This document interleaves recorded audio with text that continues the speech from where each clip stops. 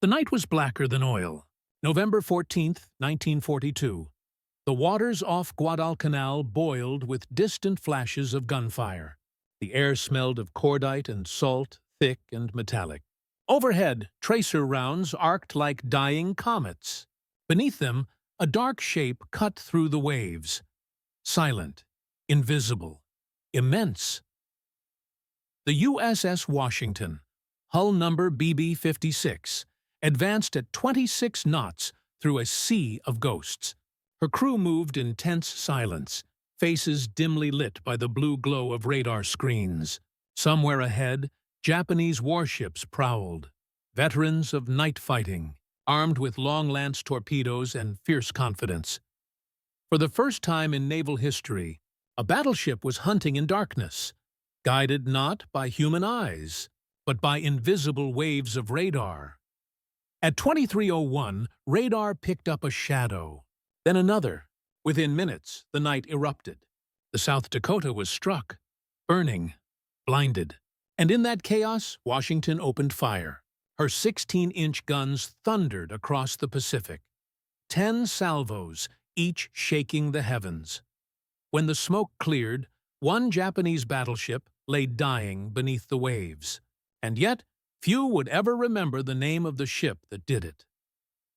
By the end of 1941, the United States Navy was a wounded giant. Pearl Harbor had gutted its Pacific battleship line.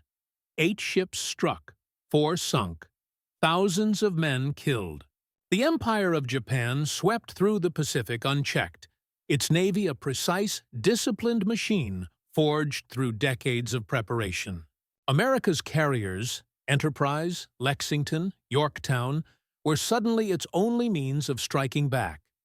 But battleships were still the measure of naval power, and America needed new ones fast. Out of the shipyards of Newport News and Philadelphia came a new breed, the North Carolina class, faster, stronger, and smarter than anything that had come before. They were the first U.S. battleships to meet the restrictions of the Washington Naval Treaty while still mounting 16-inch guns. Only 2 were built, North Carolina and her sister, Washington. Commissioned in May 1941, USS Washington, BB-56, embodied a balance of speed and strength. 35,000 tons of steel moved with surprising grace. She could keep up with carriers, fight at long range, and absorb punishment that would break smaller ships. Her hull shimmered in fresh navy gray paint, her decks scrubbed and bare, her crew green but eager. When war broke out, Washington served first in the Atlantic. She escorted convoys through the U-boat-infested waters between America and Britain, standing guard against a German surface breakout that never came. Her presence alone, a towering fortress of steel, reassured merchantmen who knew what a battleship meant: protection, power, prestige. But in 1942, the tide of war shifted to the Pacific. Guadalcanal, a small, humid island in the Solomon Chain, became the first true battleground between the U.S. and Japan. For 6 months, the struggle there consumed men, ships, and aircraft in one of the most brutal campaigns of the war. Both sides knew that whoever controlled Guadalcanal controlled the sea lanes to Australia. The Japanese held superiority in surface night fighting. Their destroyers and cruisers were fast, trained, and deadly. American ships, by contrast, were new to combat, their crews learning under fire. Battles like Savo Island had ended in disaster. Entire Allied cruiser groups annihilated under the cover of night. The Imperial Navy's Type 93 long-lance torpedo, the most advanced in the world, made every night a deadly gamble. By late 1942, the U.S. was bleeding ships. Carriers were damaged or sunk, destroyers were exhausted, and cruisers were patched together with steel plates and prayer. The Marines ashore at Henderson Field were holding by inches. Their lifeline stretched thin across 6,000 miles of ocean. Washington was ordered to the Pacific. She passed through the Panama Canal and entered a world of heat and coral. the smell of diesel and gunpowder thick in the air. Her captain, Willis Augustus Ching Lee, was a calm, calculating officer with the eyes of a man who understood both technology and war. He knew radar like no one else in the fleet, and he would soon use it to rewrite naval history. When Washington joined the U.S. Task Force 64, the situation was dire. Japan had dispatched powerful surface groups to smash American transports and annihilate Henderson Field. Admiral Yamamoto's plan was to draw out and destroy any U.S. resistance with overwhelming firepower, battleships against battleships, the old gods of sea warfare facing each other again. For America, the last major surface battle between capital ships had been imagined in war games, not fought in reality. For Japan, it was muscle memory, swift, precise, deadly. But now, for the first time, an American battleship entered the fight equipped with something the Japanese did not yet fully understand: radar-directed fire control. It could see through night, smoke, and confusion. And Washington's guns, 9 16-inch 45 caliber Mark 6s, could strike targets miles away with computer-calculated precision. As the campaign dragged on, attrition turned desperate. Every ship mattered, every shell counted. The sea around Guadalcanal became a graveyard of twisted metal. Yet out there, in those same dark waters, the quiet steel hull of Washington waited. The men aboard did not yet know that, within weeks, they would face the test no American battleship had endured since the age of dreadnoughts: a gun duel to the death. By October 1942, the struggle for Guadalcanal had reached its breaking point. The island was a ruin: palm trees shredded by artillery, wrecked aircraft littering Henderson Field, the stench of fuel and rot hanging over the jungle. Both navies were spent, but neither side would retreat. The Japanese sent reinforcements by night, using fast destroyers in what became known as the Tokyo Express. The Americans held the island by day, barely. At sea, the U.S. Navy's carrier strength was nearly gone. Hornet had been sunk, Enterprise damaged. The surface fleet was a patchwork of worn cruisers, destroyers, and 2 fast battleships, Washington and South Dakota. Together, they formed Task Force 64, commanded by Admiral Willis Lee. Their job was brutally simple: stop the Japanese bombardment of Guadalcanal, or die trying. Every night brought new reports of destruction. Japanese ships would slip down the slot, their guns thundering against the airfield. Each shell crater on Henderson Field meant fewer aircraft to defend the skies. Each destroyed plane meant more Marines dying in the jungle. The line between sea and shore had vanished. Every battle at sea was now a battle for the island itself. The Americans had already suffered 2 disastrous nights in November. On the 13th, a confused melee cost them 2 light cruisers and 4 destroyers. Over 1,400 sailors dead. But they stopped the Japanese long enough to save Henderson Field from annihilation. The next day, a battered Enterprise launched what aircraft she had left, crippling Japanese transports and sinking a battleship. Then came the final blow. The Japanese dispatched a new bombardment force: the battleship Kirishima, cruisers, destroyers, and transports, to finish the job once and for all. It was one of the most dangerous surface task forces still left in Japan's arsenal. Waiting for them were 2 American battleships that had never fought a surface action before. Washington's crew prepared in silence. Men checked ammunition hoists, oiled breech blocks, and lined the decks with anti-flash gear. The gun turrets, each weighing over 2,500 tons, rotated slowly toward the horizon. The ship's interior buzzed with readiness.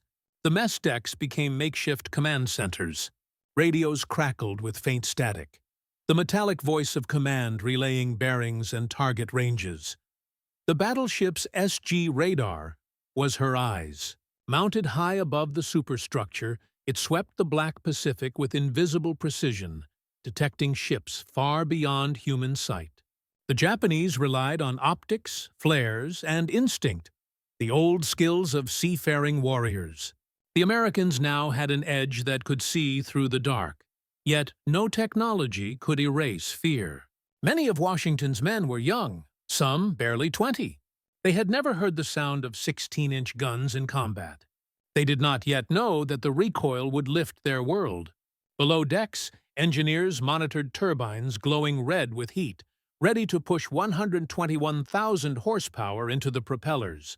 Every compartment was sealed, lights dimmed. The ship became a breathing machine of steel and nerves.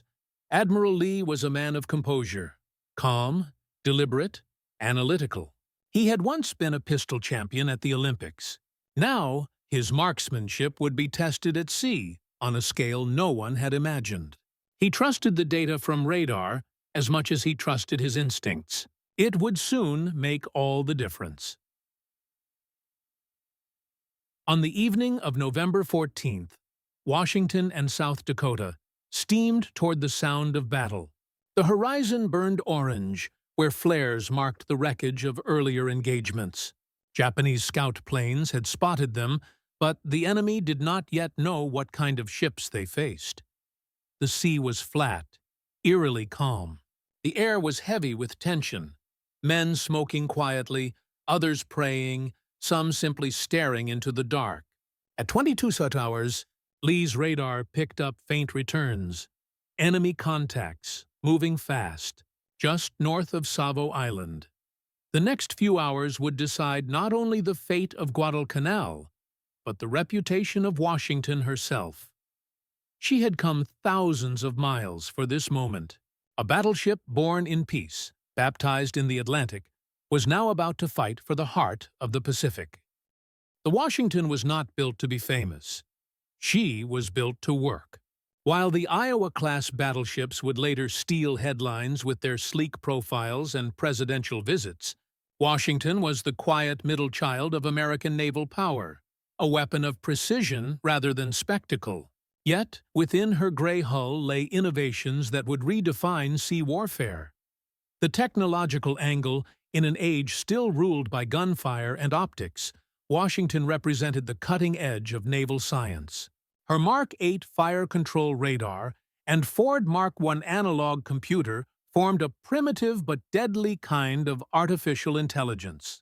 Radar spotted targets invisible to human eyes, feeding data into electromechanical calculators that computed range, speed, bearing, and elevation, adjusting the massive 16-inch guns with split-second accuracy.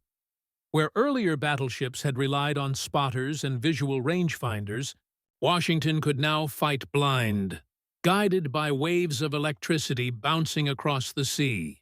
This was more than a new tool.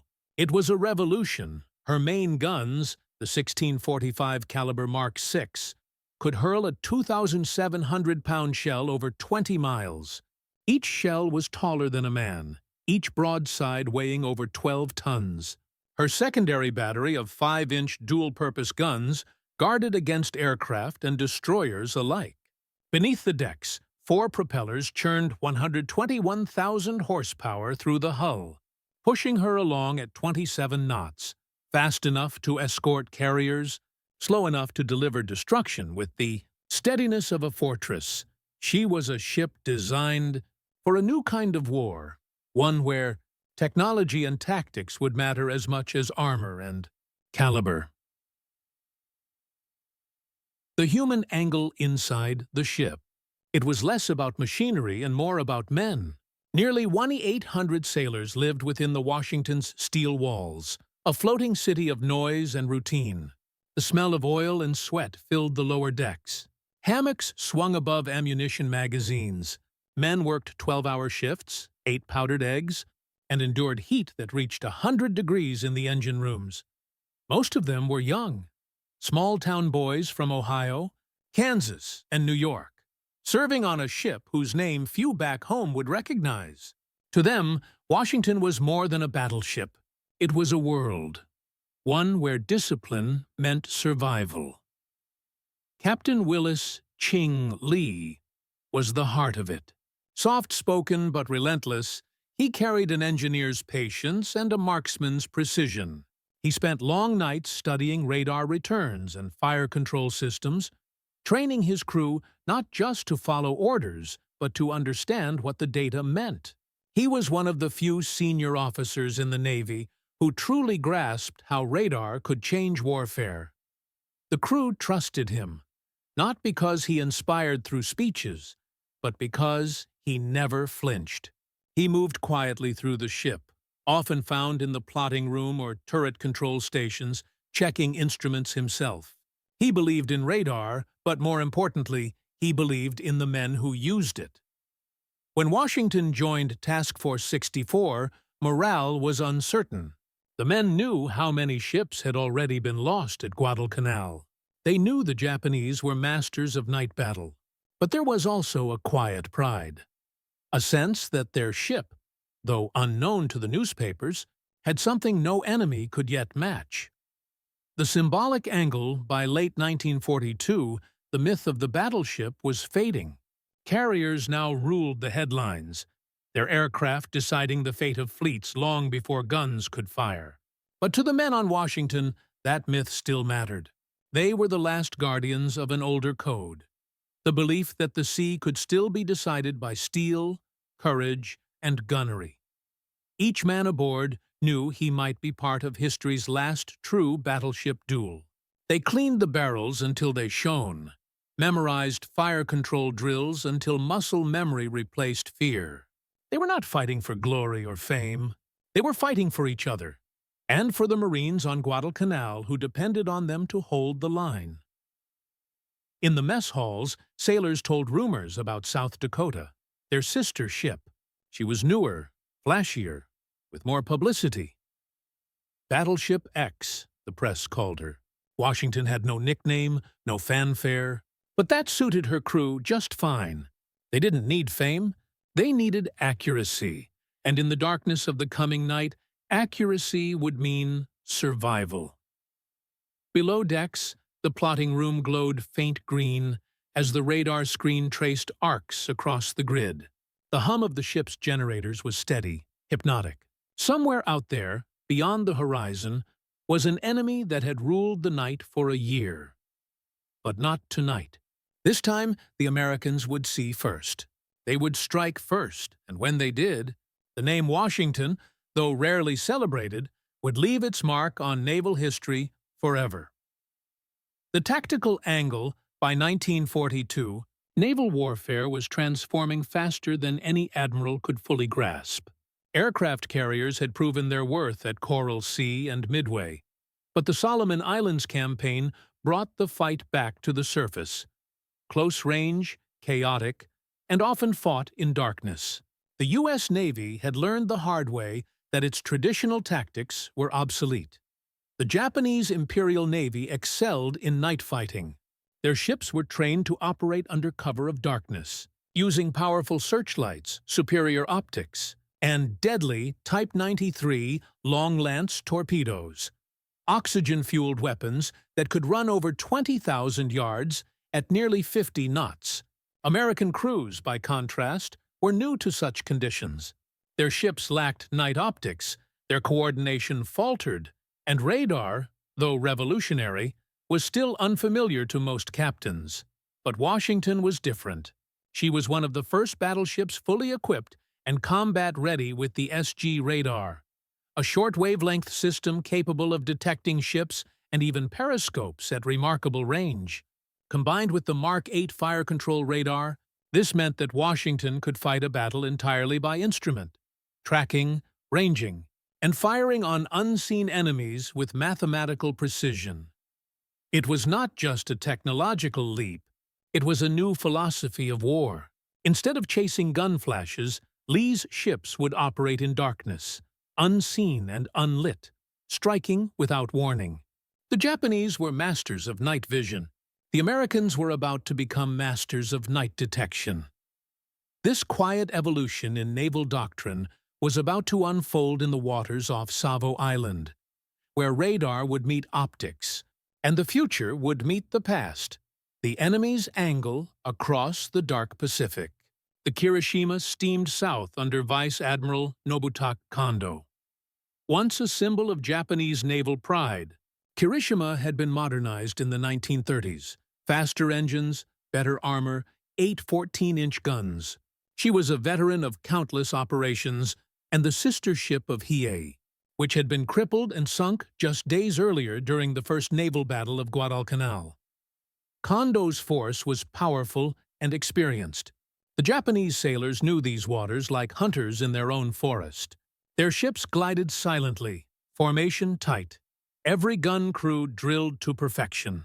Their doctrine was built around coordination, timing, and ferocity to overwhelm before the enemy could react. But their confidence was rooted in a fatal assumption that the Americans were still fighting blind. They did not yet realize that the ship now heading toward them could see through darkness, that it carried an invisible advantage their searchlights could not match. For decades, the Imperial Navy had prized the art of the Kansen, the decisive night engagement where discipline and aggression decided fate. At Savo, they had humiliated the Allies. Now, they believed they would do it again. Avenge Hiei, crush the Americans, and erase their foothold on Guadalcanal. The night was their ally. They didn't know it had turned against them. The psychological angle for the men aboard Washington: fear was not the enemy. Uncertainty was. Few of them had ever seen a battleship duel. They knew the statistics, the power, the potential devastation. A single hit could gut a ship. A lucky torpedo could end hundreds of lives in seconds. They had trained for months, drilled every procedure, memorized every compartment, but nothing truly prepared a sailor for what was coming. On that cold November night, as Washington approached Iron Bottom Sound, the crew could feel it. The stillness before a storm. In the plotting rooms, voices were calm but taut. Radar operators watched the glowing blips drift closer, their hearts pounding with every sweep. On the bridge, Admiral Lee studied the screens, expressionless, methodical. His orders were clear, his tone steady. Track, identify, prepare to engage. In the gun turrets, crews stood ready beside shells that weighed as much as small cars. Each man had a role: loader, trainer, pointer, fuse setter. They moved in rhythm, mechanical yet human, each trusting the others completely. There was no view of the enemy, no horizon lit by flares or gunfire, only the darkness and the faint vibration of the deck underfoot. This was a new kind of warfare. Combat without sight. It demanded faith, not in courage or instinct, but in machines, mathematics, and leadership. And as the Japanese formation crept closer on the radar scope, every man aboard Washington felt the weight of silence pressing down. They did not yet know that they were about to make history. They only knew that somewhere ahead, unseen and lethal, an enemy was coming, and that this time the darkness would favor them. The radar sweep pulsed once more.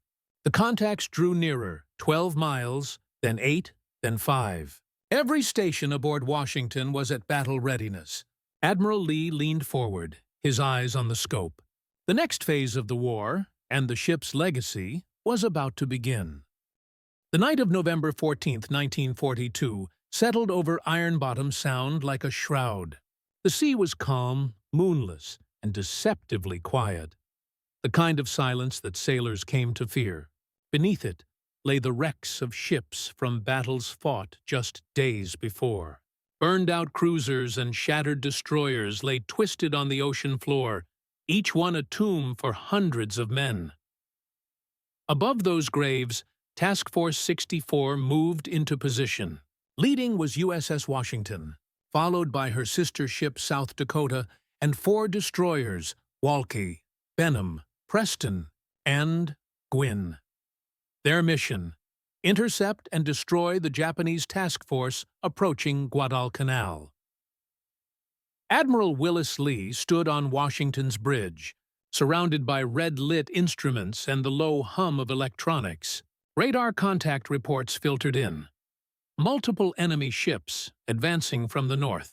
The Japanese formation included the battleship Kirishima, 4 cruisers, and destroyers escorting troop transports.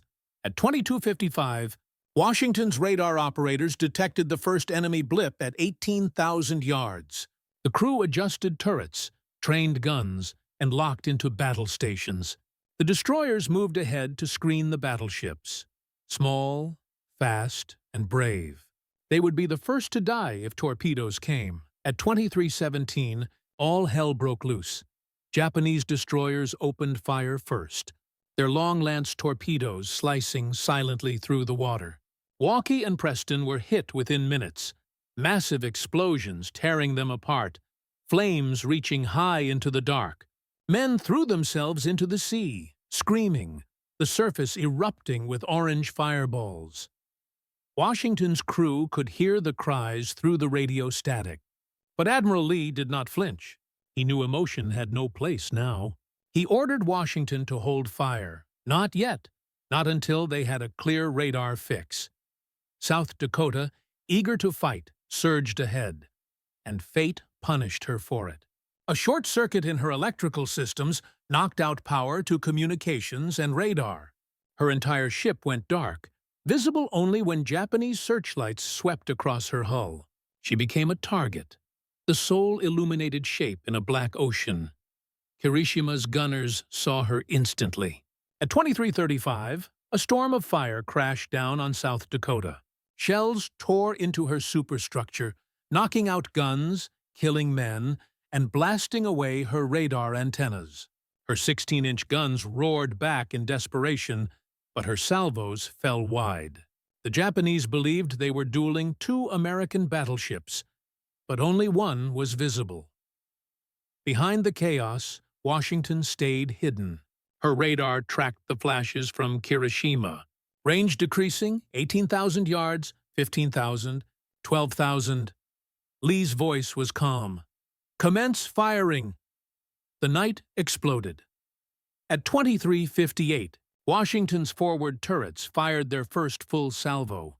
9 16-inch guns erupted with a thunder that rolled across the sea, their flashes blinding even the crew inside. Each shell streaked through the darkness, unseen but unstoppable. Radar plotted the impacts. They were close. Seconds later, the second salvo fired. Then a third. The Japanese searchlights snapped off in confusion.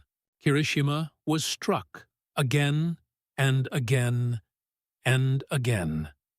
Shells weighing nearly a ton each smashed through her superstructure, tearing open decks, exploding ammunition, flooding compartments. One round punched straight through the forward turret, igniting stored powder. Another hit near the engine room, jamming her rudders hard over. She began to spin helplessly in circles, flames licking up from her decks. From Washington's plotting room, operators watched the radar echo of Kirishima flicker and fade. The fire control computers adjusted automatically, tracking the dying giant. In less than 7 minutes, Washington had fired 75 16-inch shells and 107 5-inch shells, everyone guided by radar. Everyone precise. At 0:10, the Japanese formation broke. Cruisers and destroyers scattered northward, retreating under smoke. The proud Kirishima was finished, her captain ordering abandon ship. At 03:25, she rolled over and sank, taking hundreds of sailors with her to the bottom of Iron Bottom Sound. In those chaotic minutes, Washington had achieved what no other American battleship would do in the Pacific War: sink an enemy battleship in direct combat, using radar in darkness. But victory came with a cost. The destroyers were gone, South Dakota was crippled, and hundreds of Americans were dead or adrift in the burning sea. The air smelled of oil and cordite. Fragments of life jackets and ammunition boxes floated on the black water. Washington's crew could only watch as they passed through the wreckage, unable to stop, unable to help, ordered to protect the fleet and move on. Admiral Lee stood silently at the bridge. His ship had survived untouched, not a single major hit. But the sea around him was filled with the evidence of what that survival had cost. The radar screens went blank. The guns were silent. The night returned to stillness. Below the decks, the men began to understand what they had done and what it meant. The darkness of the Pacific had been broken by invisible eyes, and a ship built for anonymity had just rewritten the rules of naval warfare. When the last Japanese ship disappeared into the black horizon, the guns of Washington fell silent. The smell of burnt powder and hot steel drifted through the corridors. Crewmen stood in eerie quiet, their ears ringing, their hearts pounding. They knew they had fired hundreds of shells, but they did not yet know the full magnitude of what had just happened. On the bridge, Admiral Willis Lee ordered radar sweeps across the sea, searching for any sign of return fire. None came. The screens showed only scattered echoes, debris, lifeboats, fragments of what had once been the Japanese fleet. The calm returned, and with it, disbelief. Lee's voice was measured as ever. "We've done our duty. Maintain course. Keep silence." The Washington slipped away into the night, engines steady, guns cooling. She had fired the last great battleship salvo of the Pacific, and not a single major hit had struck her hull. But behind her, Iron Bottom Sound glowed faintly orange. The wrecks of Walker, Preston, and countless smaller ships still burned. Men floated in the oil-slick water, clinging to wreckage, watching as the black silhouette of Washington vanished into the horizon. For them, victory was survival. For history, it was transformation. The invisible battle, what made this engagement extraordinary, was not just its brutality, but its method. Washington had fought without ever seeing her enemy.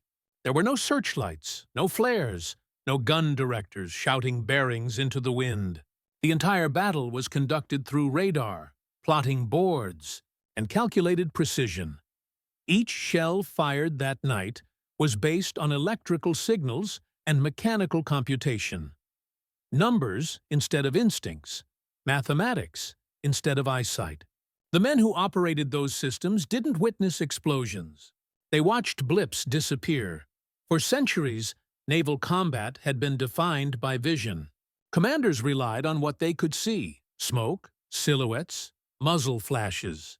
But on that night, Washington and her crew ushered in something new: blind warfare. Technology had stripped the human eye from the act of killing. The Pacific's darkness was no longer a shield. It was a weapon. The human cost below decks, life had been a storm of noise. Every time Washington's guns fired, the entire ship shuddered like a struck bell. Men clutched bulkheads to stay upright as the shock waves rattled through steel and bone.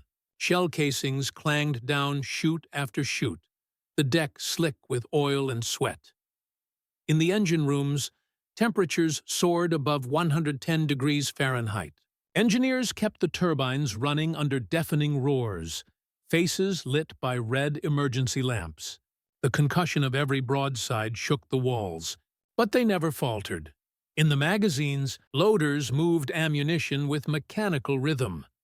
Massive shells lifted by hydraulic hoists, powder bags handled with reverence.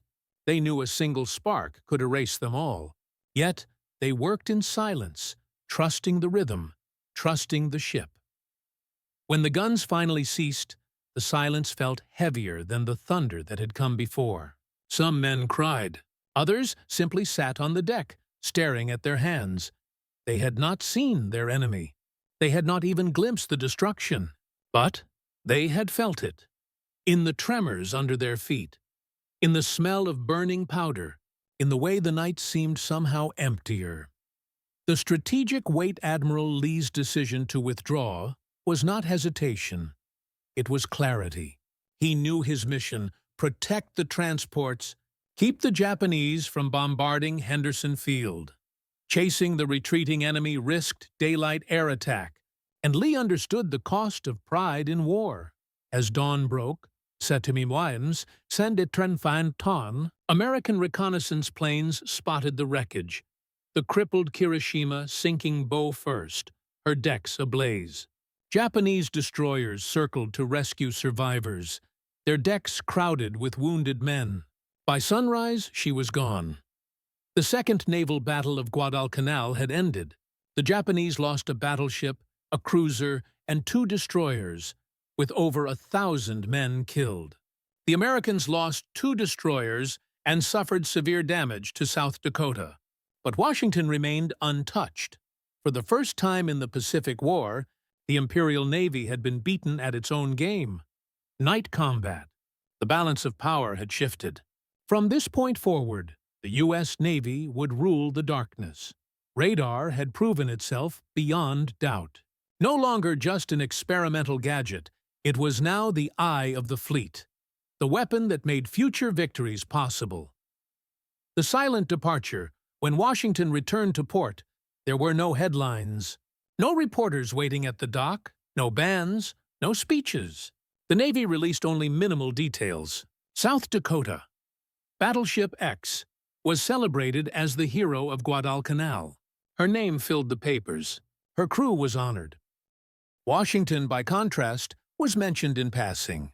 Her success was classified for months. Even many of her crew's families never knew what their sons had done.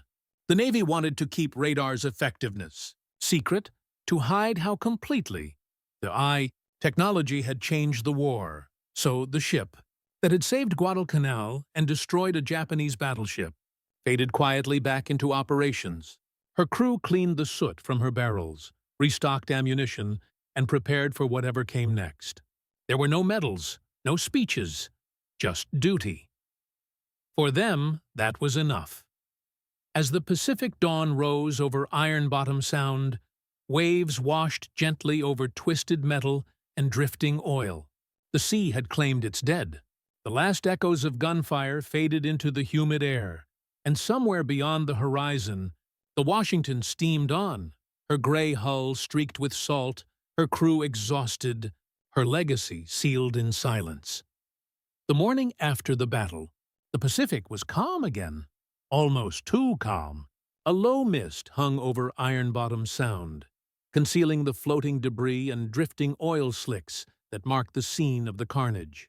Seabirds circled aimlessly over what had once been the proud Japanese battleship Kirishima. Now, nothing but twisted steel below the surface. From the American side, the loss was sobering. 2 destroyers, Walker and Preston, lay shattered on the seabed, their crews gone.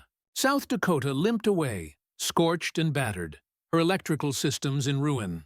But Washington, the quiet guardian of the night, remained nearly unscathed. She had fired 75 16-inch shells and over 100 5-inch rounds, and had not received a single direct hit. That fact alone was extraordinary. It was the first time in the Pacific that an American battleship had fought in a major night action and emerged completely unharmed. The Japanese Navy, long the master of night combat, had finally met a weapon it could not see, could not anticipate, and could not outfight. Strategic Ripple's news of the engagement rippled through both navies, though not evenly. In Japan, reports of Kirishima's loss were heavily censored. Admiral Yamamoto himself was stunned. His night battle fleet, trained for years in stealth and precision, had been undone by an unseen enemy guided by electronics. Within weeks, Japanese strategists began to reevaluate their approach. No longer could they assume darkness guaranteed advantage. Radar-equipped ships now made the night a neutral arena, or worse, a disadvantage for Japan. From this point forward, the Imperial Navy's nighttime dominance began to fade. For the U.S. Navy, however, Guadalcanal marked a turning of the tide. The once desperate defense of the island transformed into momentum. Supply convoys could now unload without nightly bombardment. Henderson Field, the unsinkable aircraft carrier, remained operational, enabling American air superiority to grow. The defeat of the Japanese surface fleet around Guadalcanal wasn't just tactical. It was psychological. For the first time, American sailors and officers believed they could win the Pacific War, and at the center of that transformation stood USS Washington, uncelebrated but pivotal.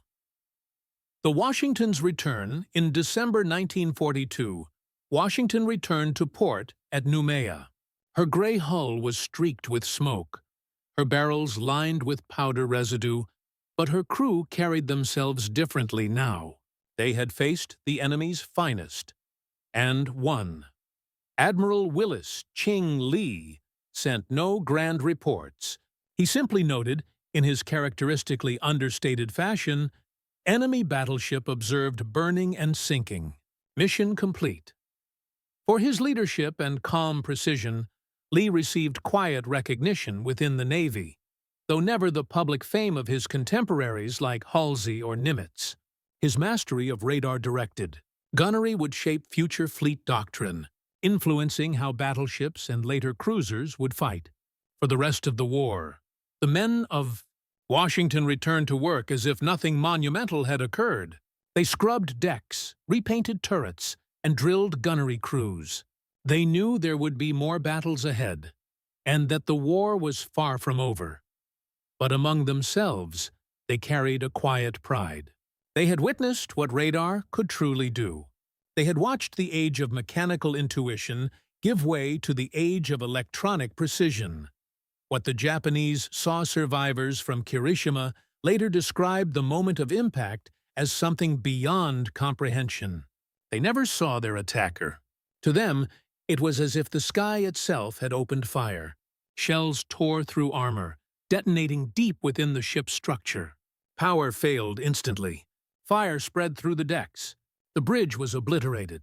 Within minutes, steering was lost. Captain Iwabuchi Sanji fought to save his ship, but it was hopeless. By Aero 3:30, Kirishima listed heavily to starboard. Her crew abandoned ship into the oil-slick waters as explosions ripped through her magazines. From the distance, American lookouts aboard Washington saw the glow fade and vanish. That glow was the end of an era. The last time a Japanese battleship fought an American counterpart in close, direct gunfire. When dawn came, Iron Bottom Sound shimmered with sunlight, betraying no trace of the inferno that had consumed it hours earlier. But beneath that calm surface lay a graveyard, a silent witness to a new chapter of naval warfare. And the ship that had defined it sailed quietly onward, unheralded, nameless in the headlines, but immortal in its precision. The forgotten hero, despite her flawless performance at Guadalcanal, USS Washington slipped into the shadows of history almost immediately. The U.S. Navy's wartime press focused on South Dakota, codenamed Battleship X, to preserve secrecy. Her battle damage made for dramatic headlines. Her scars could be photographed. Washington, by contrast, had none. She looked almost bored by victory. Pristine, undamaged, efficient. In a world hungry for heroes with visible wounds, Washington's perfection rendered her invisible. Her crew knew the truth. They had fought in one of the most decisive surface engagements of the Pacific War. Their radar-directed fire had not only sunk a Japanese battleship, but had rewritten naval doctrine. Yet, when promotions and citations came, many aboard received little more than routine commendations. To them, it didn't matter. They had survived, and they had done something no other ship could claim. Fought blind, fired true, and changed the balance of power in the Pacific. Operational legacy after Guadalcanal. Washington joined Task Force 58 in the Central Pacific, a fleet that would carry the war to the enemy's doorstep. She escorted fast carrier groups through the Marshalls, the Marianas, and later the Philippines. Her role evolved from hunter to guardian, protecting carriers like Enterprise and Yorktown from submarine and air attack. Her 16-inch guns rarely fired again in anger, but her presence was a deterrent. By 1944, the age of the battleship had already begun to fade. Aircraft carriers were now the arbiters of naval warfare, projecting power hundreds of miles away, striking targets unseen. Yet even as her role diminished, Washington remained indispensable. She was the armor behind the new doctrine, the iron wall that kept the fast carriers alive when skies filled with kamikazes and torpedoes streaked toward the fleet. Her engineering reliability, accuracy, and discipline made her a model ship. Officers who served aboard would later command their own vessels, carrying with them the lessons learned that night off Guadalcanal. That technology, without training, was useless, and that precision was more powerful than bravado. Admiral Lee's quiet. Influence. Admiral Willis Lee never sought fame, but his contribution to naval warfare was profound. He had proven, beyond doubt, that radar could replace the human eye in combat, and that proper coordination between sensors and fire control could decide battles before the enemy ever saw their opponent. His methods became doctrine. Every U.S. battleship and cruiser in the fleet adopted his radar plotting procedures, and his influence extended even into post-war naval strategy. By 1945, Lee was preparing for the invasion of Japan, but he died suddenly of a heart attack aboard his flagship Wyoming in August 1945, just weeks before the war ended. He never saw the final victory he had helped make possible. To his men, he was the embodiment of calm authority, a commander who trusted technology but never forgot the human behind the screen. Washington's final years after the war, Washington returned to the United States. She joined the reserve fleet, moored quietly at Bayonne, New Jersey. Her decks were spotless, her guns still gleaming, but the world had moved on. By the early 1950s, she was obsolete. The Navy's focus had shifted entirely to carriers, submarines, and nuclear deterrence. Battleships, once the pride of empires, were now relics. In 1961, the Navy struck Washington from the register. 2 years later, she was sold for scrap. Her steel was melted down, recycled into the industrial machinery of a peacetime America. The ship that had fought and won one of the most significant night battles in naval history was gone, unmarked, unremembered, except by those who had served aboard her. What remained but history, though slow, is not blind.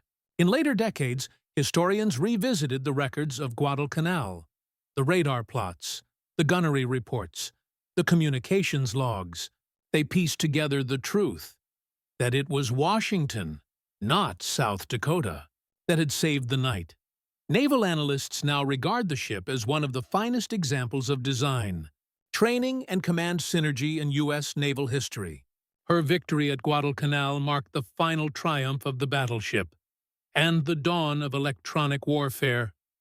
In a war that celebrated aircraft and heroes with faces, Washington stood as the embodiment of something quieter: precision, discipline, and professionalism under absolute pressure.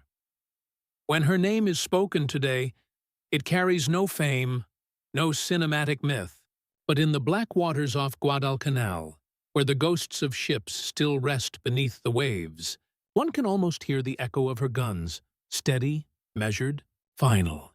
They remind the sea of the night when a silent ship saw through darkness and changed the course of a war.